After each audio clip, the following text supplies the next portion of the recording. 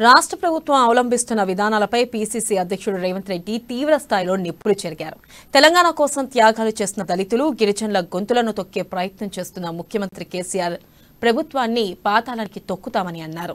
ఇక నాగర్ కర్నూలు జిల్లా బీజినేపల్లి మండల కేంద్రంలో నిర్వహించిన గిరిజన దళిత ఆత్మగౌరవ సభ వేదికగా ఆయన కేసీఆర్ ప్రభుత్వంపై ధ్వజమెత్తారు. రాష్ట్రం ఏర్పాటు కోసం హరిజన గిరిజన బిడ్డలు త్యాగాలు చేస్తే సోనియమ్మ తెలంగాణ ఇచ్చిందన్నారు.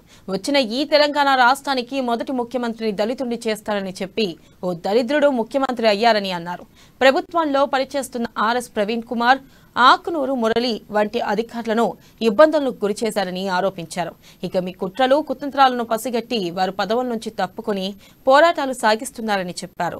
దొరలకు బీఆర్ఎస్, పెట్టుబడిదారులకు బీజేపీ ఉంటే దళిత గిరిజనులకు కాంగ్రెస్ పార్టీ ఉందని రేవంత్ చెప్పారు. పెద్దలు నాగం జనార్దన్ రెడ్డి గారు పేదోళ్ల కోసం, పేదల ప్రాజెక్టు కోసం అక్కడికి వెళ్తే అక్కడ వారికి అండగా నిలబడడానికి దళితులు ఇవాళ కాంగ్రెస్ పార్టీ చూస్తూ ఊరుకుంటదని చెప్పి నేను ఈ ప్రభుత్వాన్ని అడుగుతున్నా. మిత్రులారా, ఇవాళ మీరు ఆలోచన చేయండి.